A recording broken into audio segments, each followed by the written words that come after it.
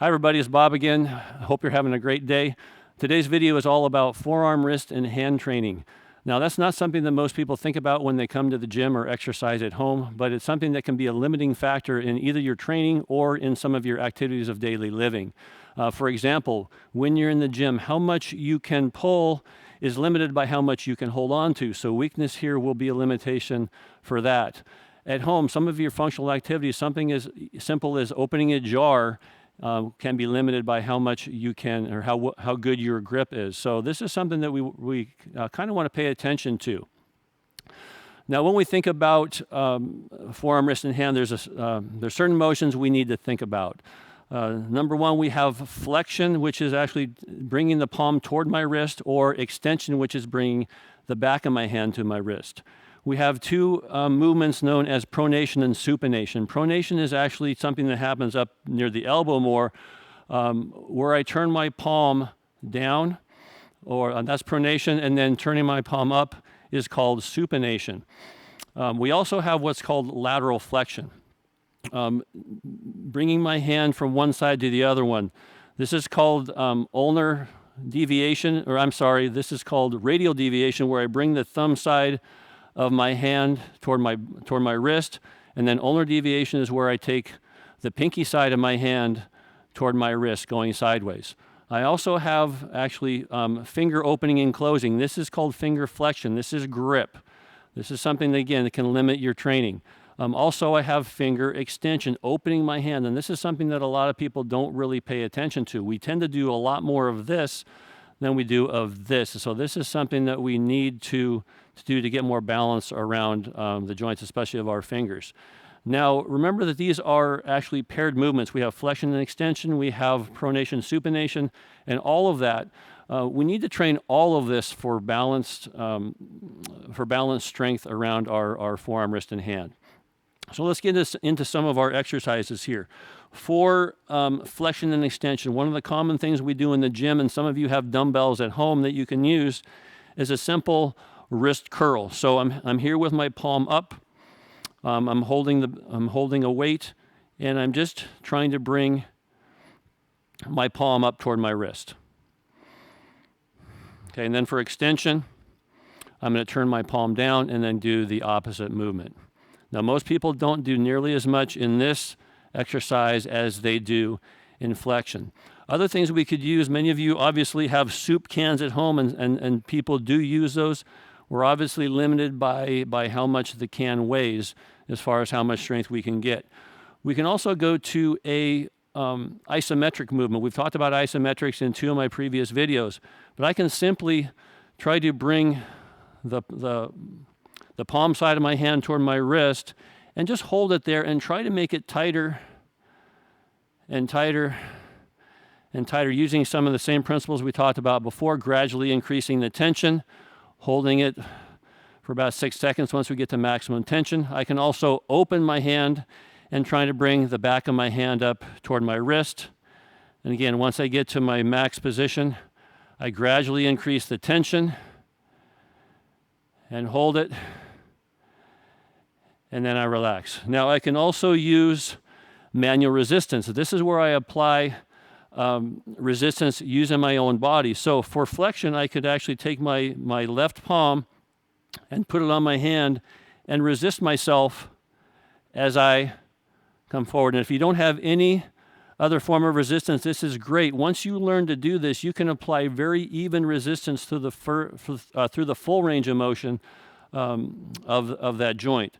Again, for extension, I can put my hand on the back of my right hand and just bring it up. And again, once I learn to do this and I learn to apply smooth resistance, it works very well.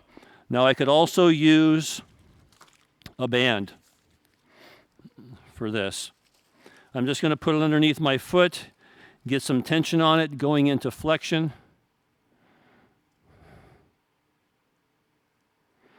Okay, and then turning it over and going into extension. Now, for all of these, in terms of reps, probably in the range of 15 to 20. You can do less, you can do more, just depends on what you're comfortable with. Okay, and there was one more that I was thinking about. No, I guess that's about it. for flexion and extension. Now let's go ahead and move on to pronation and supination. One of the common things that people can use for this exercise is a hammer. Now the hammer is weighted on one end, and I can just hold it starting here with my palm down out to one side, and I can just turn it up and over the top. Now this actually is fairly light, so for me, unless I was injured or something, this would not be enough resistance. Now one of the ways I can actually change that is by doing some what I call manual resistance, and I mentioned that earlier with the first exercise, is I can actually apply some tension with my other hand to this movement. So I'm trying to turn my palm up here, and I'm just taking my left hand and resisting. And you can't really see this, but when I bring it back, I'm not just letting it come back, I'm actually providing some resistance to my left hand bringing it back. And then I can also do it the other way and apply resistance as I try to turn my palm down. And again, with manual resistance, we can really get smooth resistance through the entire range of motion and maximum resistance for us to that entire range of motion. So I think manual is a great way to go. It might take a little bit to learn how to do it, but once you do it, it really does a nice job there. I could also use something as simple as PVC pipe for that same type of thing. Now, for this lateral flexion movement, this is something that most people never really think about, but it is something that we can train. So for this, I can take my PVC pipe and hold it this way. Now, I'm just going to have my thumb up, and I'm going to be bringing the thumb side of my hand toward my body and holding on to this here and just bringing it up. Now, this is no weight right now, but I can apply manual resistance in the same way that I did with the hammer with pronation and supination. So again, I'm trying to bring the thumb side of my hand toward my wrist. And then I can go the other way and apply resistance here and try and bring the pinky side of my hand toward my wrist. Again, my thumb is up. And again, it takes a little bit to learn, but you can learn how to do this. So again, that is lateral flexion. If I didn't have this, I could actually apply it with just on my hand, but I like this to give myself a little bit more leverage to work against here.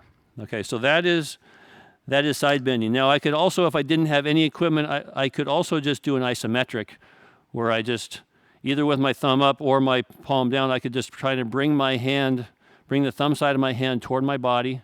And again, I'm trying to gradually increase the pressure or increase the tension once I get to my maximum range of motion.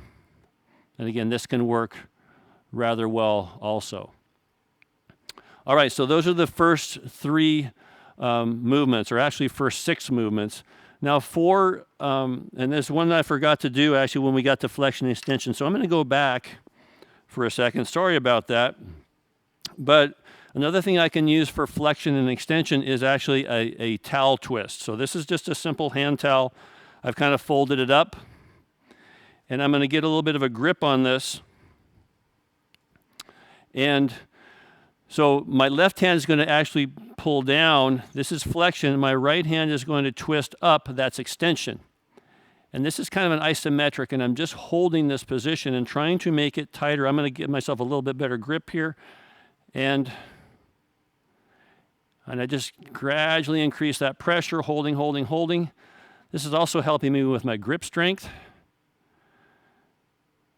And then I'm going to relax. And of course, I could go the other way as well, with my left side going into extension, my right side going into flexion. Now, so that was part of grip. I'm going to start with the next group of exercises, which is hand opening and closing, finger opening and closing. We're going to start with a simple towel squeeze.